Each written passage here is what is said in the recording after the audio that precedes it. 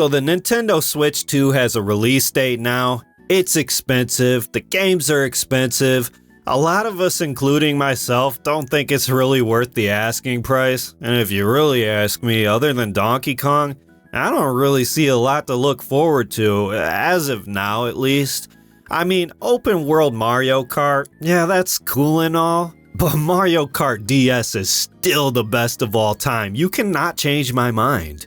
And as far as Metroid Prime 4, I'm gonna be playing that on the Switch 1. I just can't get behind a bunch of expensive games locked behind a $450 paywall in order to fuel Nintendo's greed.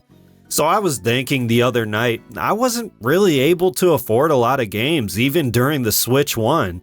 I mean, for a while there, my entire gaming setup was an Xbox One, and I was saving up as fast as I could to buy a Switch when it got announced. Because man, Breath of the Wild? Open world Zelda, dude? The hype was real. But when I think about it, all that hype, how I was excited for Mario Odyssey and Metroid Dread, man, a lot of that I could really have just held off on. Some of the best gaming experiences I've had over the past few years didn't really cost much money at all. When you impulse buy, at least for me, you kind of feel guilty about it and it kind of sours the experience. I really do think there's a psychological component to that where if you don't really feel like you're getting the value for your money, it dampens some of the enjoyment you could have had. Oh, hey, look, they added a cow as a playable character in Mario Kart World. Isn't that kind of ironic considering they're milking their customers dry? Anyways, I want to talk about gaming handhelds. Dirt cheap handhelds. Some even come preloaded with games that Nintendo might not like. These are personally my favorites too. Some have come out fairly recently, and they really gave me bang for my buck. And I want to show them off because they're the ones I didn't feel guilty about after I bought them. I had a hell of a time with them, and I think you could totally impulse buy these and not feel that same buyer's remorse that you would feel from buying a new console. Like I said, they're dirt cheap, but they feel so premium, you start to wonder, why the hell do I even get hyped for these consoles in the first place? Also, I'll be throwing in some bonuses too that'll make you feel good about where you spend your hard-earned money. This isn't a Steam Deck video. Shocking, I know. This is about extremely affordable gaming for people who can't justify dropping $400 plus on a handheld, especially when they're out getting these for their kids. Alright, the intro was long enough. Shut the hell up and get to the video already. I love this little Game Boy clone. The RG35XX Plus from Anbernic is the retro handheld that I've had for the longest. And it's the reason why, if anybody ever asks me which retro handheld company to go with, I'm always gonna say Anbernic without any hesitation. They just feel really premium. As soon as you pick this device up for the first time, the feel of the plastic, all the buttons, it just feels like something you'd be paying more money for. But not this little guy. You can pick this thing up for almost half of what Mario Kart World costs. I think I paid around $45 for it on Anbernic's website. It's got a really bright screen, several hours of battery life. The D-pad feels exactly like how I remember the Game Boy Color. The buttons too, they put a lot of attention to detail in this device. The fact that you could pick this thing up for less than the price of a AAA game, hell, a game on sale costs more than this thing. It's just a no-brainer. You don't end up feeling guilty like you just made a bad decision out of impulse when you buy a retro handheld like this, and it's plug and play. You can load up all your own games on this, but out of the box, it already comes with hundreds of games.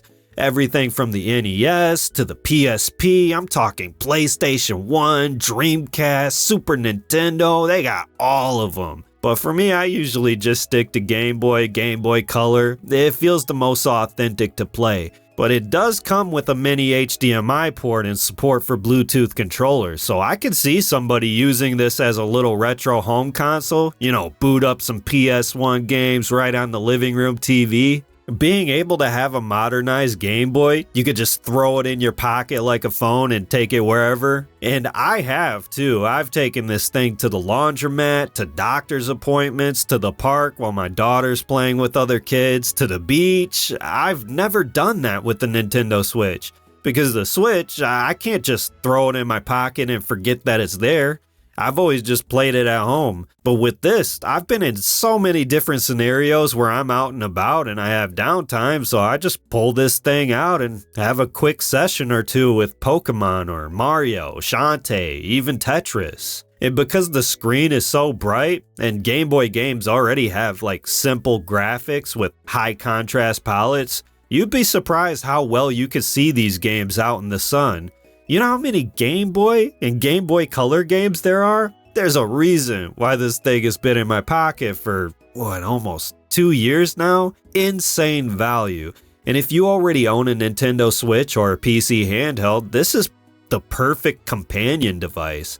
Because you got your couch handheld that you just chill with at home, and now you got a pocket handheld for when you're out and about. The second handheld I want to talk about is definitely a nostalgic one for a lot of people. The RG34XXSP, I think it's called. Man, I really wish Anbernic would come up with better names for these things. Seriously, just call it the Anbernic SP. Same as the first one. Bright screen, long battery life, buttons, they feel just like how you remember them on the SP.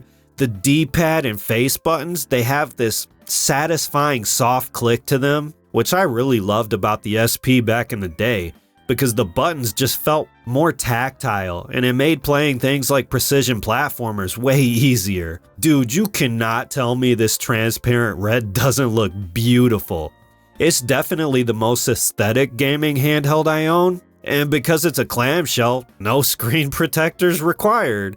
And it's even got a headphone jack. It's overall just a better version of the Game Boy Advance SP. And if you haven't jumped into the GBA library yet, man, you're in for a real treat. Some of the best games of all time are on the GBA. Man, you got your Mega Man Zeros, you got your Battle Networks, you got your Metroids, your Zeldas, Golden Sun, Fire Emblem, Ninja 5-0. GBA games, they just nail that balance between retro and modern console. The way they look and feel to play. You practically have years worth of absolute bangers. And guess what? It costs less than Mario Kart World. It regularly goes on sale for $50 on the Embernic store. And did I mention that it comes with hundreds of preloaded games? Shh, don't tell Nintendo. But this isn't the only Game Boy Advance clone Anbernic has, because if you grew up in the very beginning of the GBA, you might also want to check out this beautiful work of art. The RG34, you know what, I can't even remember these damn names. Just look up the Anbernic GBA clone and you'll find it right away. This thing is pure nostalgia fuel. Again, it feels insanely authentic to the original GBA, but modernized so you don't have to spend 15 minutes straight trying to angle it just right so you can see what the hell's on your screen.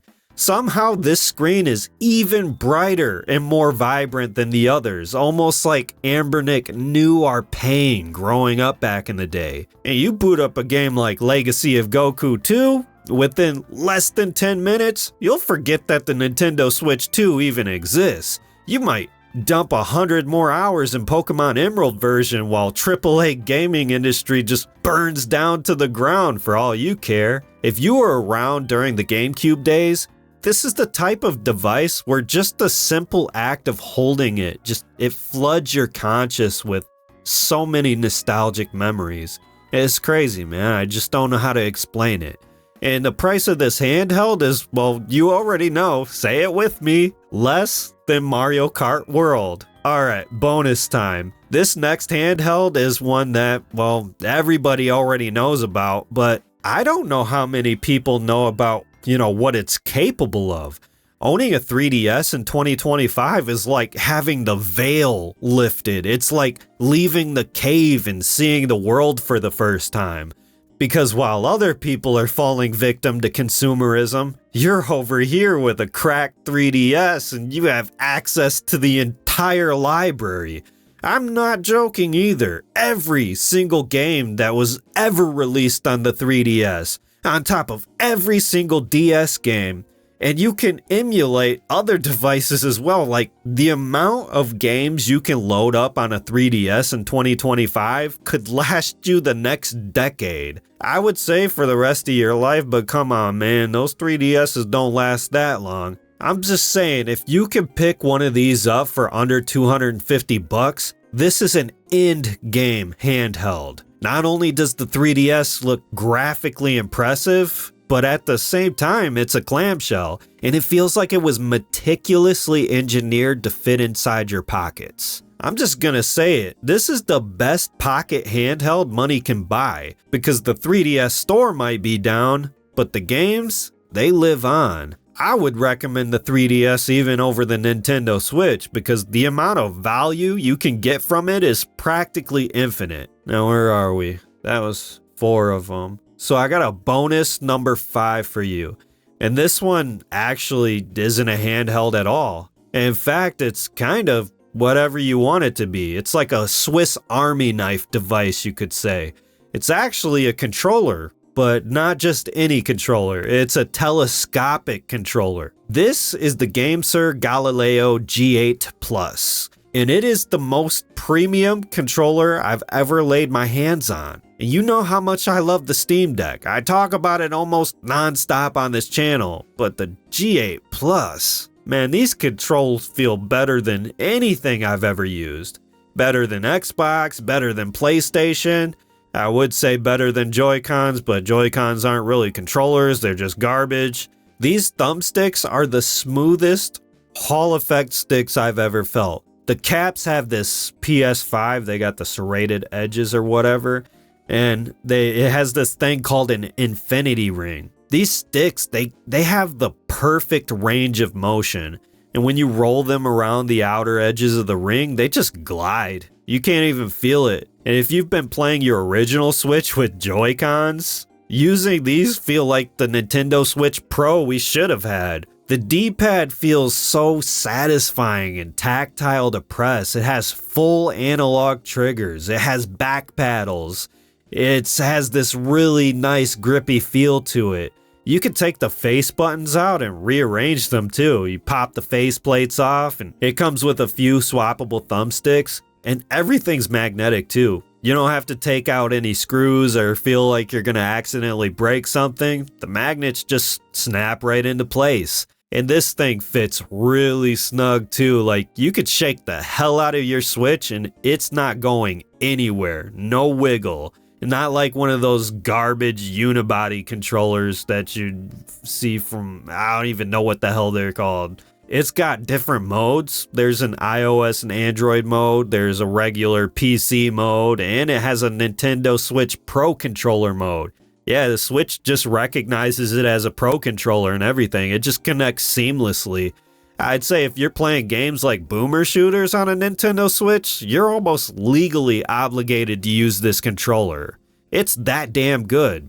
Oh yeah, I almost forgot. It's got full gyro support. Which it should, because it does come at a premium price, unfortunately. It costs around the same as Mario Kart World. The reason why I call this the Swiss Army knife is because if you already have a device like a tablet or your phone, even a Nintendo Switch like I said, you could practically turn any mobile screen into a premium handheld. Now I would show footage of me playing on my phone, but I'm currently using my piece of trash phone to record this video. But what I can show footage of is this tablet that cost me less than Mario Kart World. And one of my favorite things to do is have it in portrait mode and load up the drastic emulator. I basically turn it into a Nintendo DS XXL. Now this thing does look pretty goofy this way, but trust me, playing DS games like this is cool as hell. If you remember being amazed at how big the DS XL was back in the day, this shit right here is gonna blow your damn mind. And for a tablet that I paid less than 40 bucks for at Walmart, being able to have pretty much the entire DS library at my disposal on a large ass screen kind of proves how poor I was as a kid. Because if you're like me, your parents probably got you a game for your birthday and then a game for Christmas. Then you had to wait for the weekend to get a game from Blockbuster. So when you got older and you finally had your own disposable money to buy games, you just went absolutely nutso mode. And at least that's what I did. And that's why I've acquired this huge ass backlog of games. But I eventually just said, screw it, man. I got into emulation. Pretty much stopped paying $60 for games. I definitely do not go near $70. Hell, I look at $20 and I'm like, man, maybe I should wait for a sale. So $80 for a video game? Man, fuck that. I know, like, it's not that we can't afford to pay $80 for a video game. It's just that, it's just not worth it. What the hell, man? But yeah, if you don't want to drop a shit ton of money on a brand new console, maybe just check these ones out, man. They're great for kids, great for gaming. And hey, Nintendo, they're great for the consumer. Oh wait, I forgot. Never mind, Nintendo, nothing to see over here.